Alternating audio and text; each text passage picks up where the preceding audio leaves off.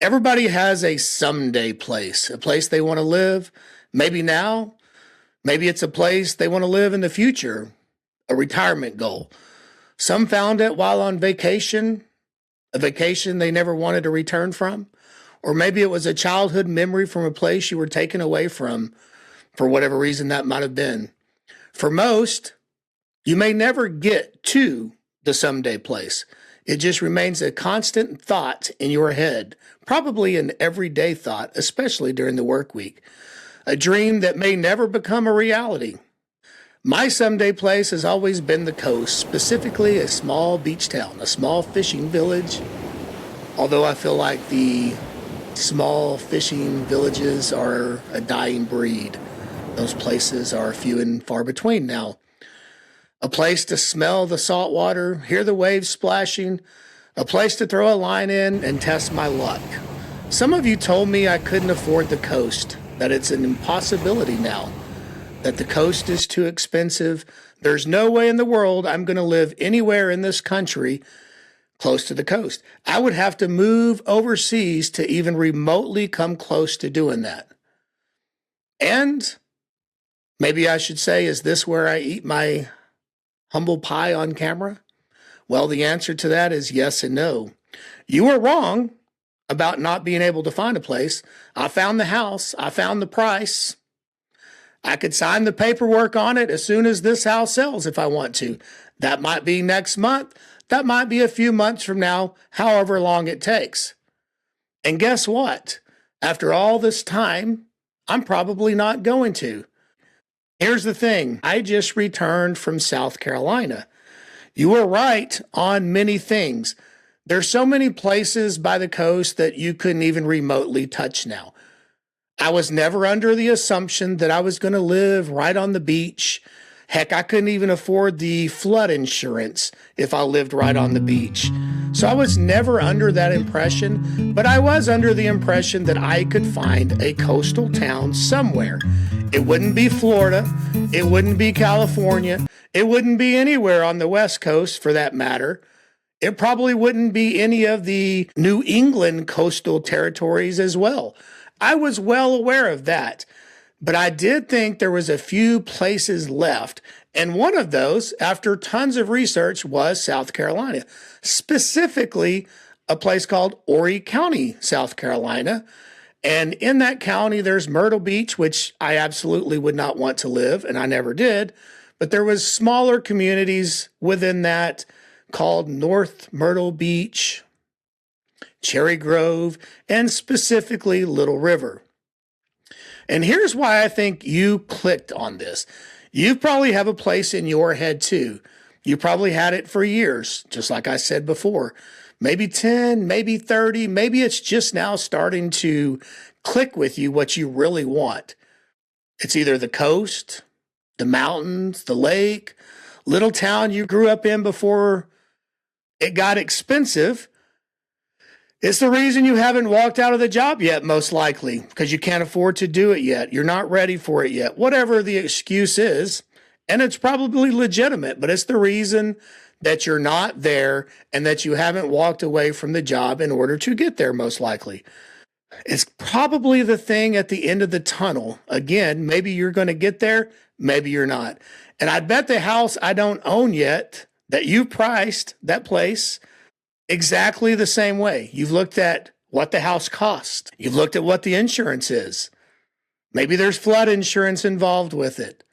But kind of like me, where I do eat my humble pie, is that I've never really priced the life of how it is now as we sit in 2026. We all made assumptions about our lives probably a long time ago. Well, I went and checked on mine. As I mentioned, I drove several hundred miles. I think it was 6.5, 7 hours away. I drove to Myrtle Beach area of South Carolina. I paid for a place, not a glamorous place or anything like that, but I paid for a place in a small town that online they say is a small fishing village called Little River. I've been to the area before, not specifically the exact place, done tons of research on it, but I had never been specifically to North Myrtle Beach or Little River, South Carolina. My place didn't hold up, and I'm going to get more into that. So here's what I found in South Carolina, the specific area I went to. There are houses that I could afford. That's why I narrowed my search down to the small little percentage of places. This is where many of you were right, to the small percentage of places that it's even an option for someone like me with limited money, not a huge retirement income, not a huge income coming in at all, to be able to live the coastal lifetime. Again, not dumb enough to think that I was going to have a $3 million house on the beach, beachfront property. Don't even necessarily want that and what comes with that. There are houses that I could afford. There's actually houses, brand new houses in this area that I could buy cheaper than what I can sell this house, which is 30 plus years old, used in Northeast Tennessee. And that is a fact, whether some of you believe that or not. East Tennessee is not cheap like it used to be. But I'll get more onto that whole picture of cheap housing in this whole country as we continue on with this video. So the houses that I could afford, the problem with those is they are what many call cookie cutter neighborhoods. They go in, they put these places in the middle of fields, tobacco fields, old cotton fields, soybean fields, peanut fields, whatever it is. And they say that it's 10, 15 minutes from the beach. And I have to admit, I bought into that. Now, I wasn't totally sold because I don't necessarily want to live like that. To me, that's more of the white picket fence, inside the box, rat race type of lifestyle that I am trying to get out of and that I kind of sell on this channel that I don't think most of us want. But I think I owed it to myself to look, because the way some of these videos made it look from some of these realtors, they made it look like it was a little bit different than that. But when I actually drove by those in areas where I could afford, Longs, South Carolina, still in Horry County, Conway, South Carolina, Loris, South Carolina, Aynor, South Carolina, I found nothing but a prison to me. And I'm not trying to criticize anybody that maybe does live that way. Maybe they want to live that way. But to me, my prison, my nightmare would be living like these houses are set up. HOAs. And we all know that HOAs are going to forever increase just to get grass cut in the neighborhood. Some of them came with pools, workout facilities, recreational facilities, all the stuff that I personally do not want. Some of them $60 a month, which might be reasonable. Some of them $300 to $400 a month, which is insane. Some of these houses are so crammed in that if I opened my window and my neighbor did next to me, we could probably hear each other talking through the window. There will never be a day, no matter if it's in the coast or not, that I personally will live that way. Just will not happen. Again, that is my white picket rat race on the hamster wheel cookie cutter nightmare. And I think that probably a lot of you watching this video will agree with that. What else I found in this area is that everything has turned commercial. You can't even visit the beach or a pier or go fishing without paying a hefty price for it. Even if I was a resident there, I looked into it. They do have a lottery for parking permits, and there's very few and far in between. You have to be an exact resident of that town, and it's unlikely that you will ever get that.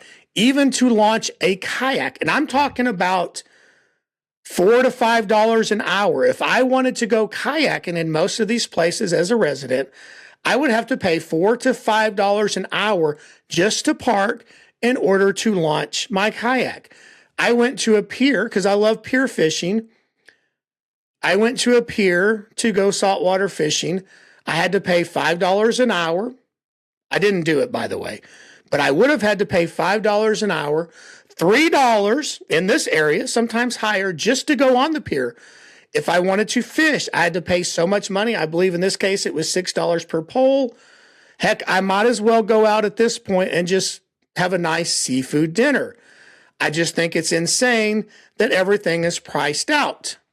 And then even in the Little River community that they portrayed as this quiet little beach town, unincorporated, which is more my style, laid back lifestyle, I did not find that. In fact, there was only one place that I found that there was even public access to anything, and that was in a place called, if I don't butcher the name, Vereen Memorial Gardens. But it was very limited on what you could do there. Everything else, even in the quiet little fishing area, which was not quiet, by the way, tons of traffic, absolutely miserable traffic. It seemed like everything was a left turn to get into the traffic, even out of the neighborhoods in the quiet little fishing village. And it's almost like you had to risk your life every time that you went out into these neighborhoods or went out of the neighborhood. And there was tons of wrecks when we were there because you either had to gun it and risk it, like I said, because of the traffic, or you would be sitting there waiting 30 minutes with everybody honking behind you. It was a little bit insane, and it never seemed to let up. And I feel like I have gone on the back part of the tourist season, not the main part, because school has started, especially here, and was getting ready to start there, and in most places has already started. It also reminded me of a place around here called Pigeon Forge, where there's nothing but the little flashing neon signs, a little bit of the Vegas Strip. In other words, nothing but a tourist trap, fireworks stands all over the place. Definitely not the place that I was looking for. It was all full of consumerism, materialism. I even paid to go on a little boat tour, the Queen Anne boat tour. They portrayed it as, hey, you could see nature. It was like an hour and a half trip, 30 something bucks. I thought it was very reasonable. And I thought, cool, I'll do this. I'm not into all the shopping. I'm not into the tourist traps. I'm not into overpaying and all this stuff. Call me cheap. I call it old age. I just want my peace and quiet away from people. I wanted the quiet fishing village. I wanted the memories that I used to have when I lived in Florida and I went to a little town called Fernandina Beach before it also got built up and became one of these places as well and turned into all commercialism. But at one point, I could take my son fishing. Of course, I had to pay for a fishing license still, but I could find a little beach access that was open to the public. Didn't have to pay for it. I could find one of them away from people. We could fish. Maybe every now and then one or two other people that were fishing would show up. But you could actually enjoy yourself without it being packed.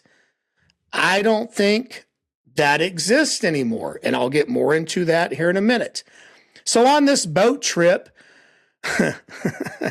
it turned into just one.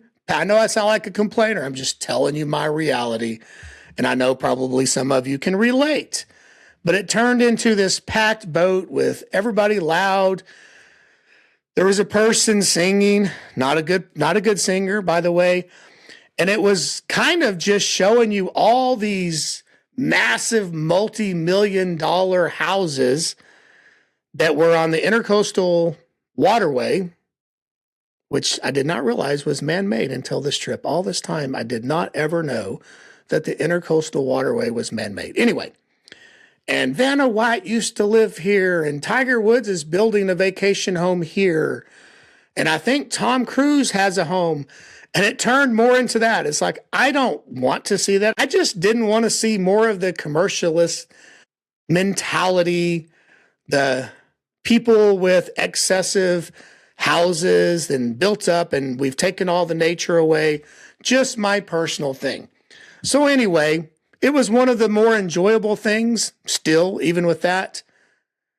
But the constant nickel and diming, no public access. When did we become this as a country? When did we become the HOAs? And that's kind of more what this video is about. So although I could afford that life, I could afford to live in that coastal area if I really want to. It would be a stretch. It would be more expensive than what I have now, but it would be the coastal area. And we all know there's pros and cons and there's trade-offs to everything. But this small little piece of coast is doable if you want to live in that. I don't. And did I just come to the assumption that things were the way they used to be? How I talked about the small little Fernandina Beach town, some of the small beach towns that used to be in Florida. And I already knew from research that most of those in Florida no longer exist either. Insurance is skyrocketing. Property taxes are skyrocketing. Corporate people have gone in and built, the high rises all along the beach. And for some reason, they're allowed to block off their little section and less public access. So I already knew that, but my assumption was that there had to be some places left. And I spent a lot of time talking about this and looking into it. So it's a little disappointing. I don't know. Maybe my taste has changed. But is it the bigger picture of what's happening to the average person in this country? Are we being pushed further and further away from owning anything outright unless we play by the rules, by the way the system has it set up now? I don't know. It's starting to feel this way. Are we all being pushed into the rent everything society? You own nothing. Your taxes are not really for you type of system, but we still want more and more of them. But we're not going to represent you with them anymore. I'm not going to get all into that, but it's starting to feel that way. HOAs controlling every move you make. We don't like that flag that you put up. We don't like that bush that you put into your landscape. We don't like the vehicle that you have parked in your drive or how you parked it. It's too big. You can't park your company truck here and not in this community. I do not want to live like that. I will never live like that, ever. The constant surveillance, the moving the retirement goalpost, health insurance cost, keeping you working. And that's why a lot of people are still working, because of health insurance. It's outrageous, and it doesn't really cover a dadgum thing, not for what you're paying for. And that system that I saw currently set up in the little coastal community that I could actually afford is not my dream. So what am I actually looking for? Well, I kind of mentioned some of it in the small little beach community. And this is where some of you may be right. It may absolutely be unobtainable for me unless I'm willing to live in a maze like a rat, basically. And I'm not willing to do that. I just want really what I want, whether it's a coastal community, whether I have to give that up or that dream up or not. I want a small house that I can be debt free from. I do have some equity in this house. It's not a lot, but I was hoping to take that equity and at least come close to paying off another place. That's what I'm really looking for. Debt free, so I'm not house poor, and ultimately allowing me to travel. I want to be free to do what I want to do. And I'm never going to find that in an HOA cookie cutter prison that so much of our country has turned to. And as I look for that outside of the coastal area, since I've been back a couple of days now, I'm finding that if you want anything for $250,000 or less, you have to live in a piece of junk. Now, I don't have a problem with that because $250,000 is actually at my high end. It's what I do not want to play. I could get that in coastal South Carolina in an HOA community. It varies, but you can get that. You can get it even cheaper than that.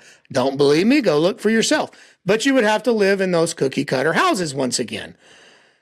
I'm more looking for how can I sell this house, take what little equity I have, but I'm willing to even get a piece of property and get a shed and convert it to a shed to house. I'm willing to find a kit house. I'm willing to do pretty much anything it takes to do that, because ultimately it's not the house that I'm looking for. It's not the land that I'm looking for. And I'm realizing now it's not even necessarily the location that I'm looking for, although that has to be tolerable. It's the freedom of being out of debt that I'm looking for. And I'm willing to make whatever sacrifices necessary to do that. But I'm starting to find out that it may not be possible in this country anymore unless you want to go live out in the middle of the desert, because now we have so many restrictions on what you can do. In Tennessee, for example, you cannot even put a shed on your property and convert it to a shed house. You can't do it. You cannot do it, even as an accessory dwelling. That varies by state. So they are finding in some places you can do it, but there's minimum square footage. So they have literally tried to eliminate what we can do.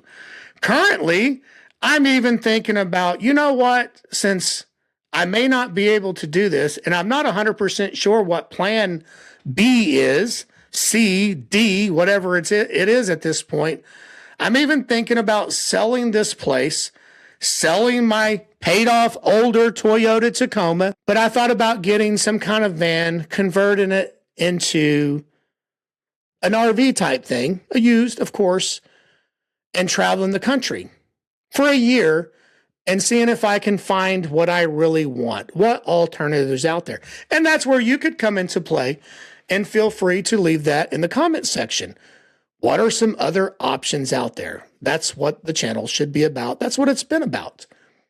There's a lot, but with that, there are restrictions as well, because even RVing is not cheap anymore. And I know that there's Bureau of Land Management, free land, but a lot of that has been eliminated as well. There's free or cheaper places in national parks. It's getting harder and harder to live off grid, to live the way you want, to live an alternative lifestyle. I guess that's what I'm trying to ultimately get at. That's where you come into play, because I'm looking. I thought I had it figured out.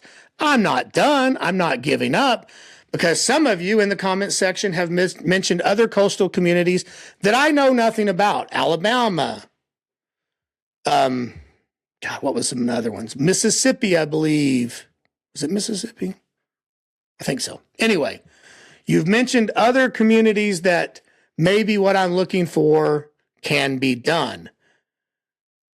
There's not a lot of options left. So I'm willing to look into it. There's a few places in North Carolina. So let's kind of elaborate on a little bit what's next for me. Well, I keep searching, not just to make content on my YouTube channel, which I never thought would even get to 1,000 subscribers, by the way. Not to satisfy anyone who thinks I should be doing a certain thing in the comment section, or whatever assumptions they think that they can make that I would fit into that I probably don't. Not to get clicks on one little video, just the real life, the real options, the real things that I am trying to do to get to my ultimate goal, which is not living in the rat race, not living in the white picket fake American dream, not staying a tax slave until I die, completely retiring early on as little as I can, because that's the real reality for me and most of you, so I can travel as much as I can. I'm looking for the other options. And if it means giving up the coastal community to not live like a rat in the maze, then I will do that. And ultimately, I'm still trying to figure out, has the system just been set up to keep us in this maze, to keep us as tax slaves? And it's really starting to really come to that. So they sold us this life, the house, the fence, the schedule, the 30 years and beyond. Then they turned around and sold us the escape from it, because that's what it is. It seems like you have to have a ton of money to even escape from this rat race. They put a fee on everything. They're nickel and diming us to death. We can't even, how can someone even own a beach? That was one of the things that kept coming to my mind. How is there no pier in Little River that those people, their tax money doesn't have, the city or whatever built, that's not commercialized, that's not owned by some corporation, some restaurant, some bar that I just can't go to. How can people own a waterway or the edges up to it? Same thing with lakes. I don't know. I don't know that. So if you can relate to any of this, feel free to subscribe if you want to. If you don't, I totally understand that as well. You tell me what you think of all this. Did I have to eat humble pie? Were you right? I'm sure those of you that said it's impossible will be sure to let me know. Fine by me. I can handle that. Some of you were right on some aspects, some of you wrong. I guess it is what it is. Back to the drawing board, right? It seems to be a constant battle. But one thing I can guarantee for me personally is I'm not going to settle for anything, not just for a YouTube channel. It's not going to happen because this is just sharing my story. I got one shot at this, one shot. And I'm going to do everything I can to make sure that I get it right. And right for me is not crowds, not a ton of people, not a tourist trap, not an HOA, not a cookie cutter community, not tons of debt for another house. That's not right for me. It may be right for you, and that's fine. We all have our different perspectives and our different opinions. That's where I'm at. I thought I would share it with you. If you made it this far, I went rambling on and on, I suppose. It is what it is. Thanks for watching. If you made it this far, probably the 2% of you, have a great day.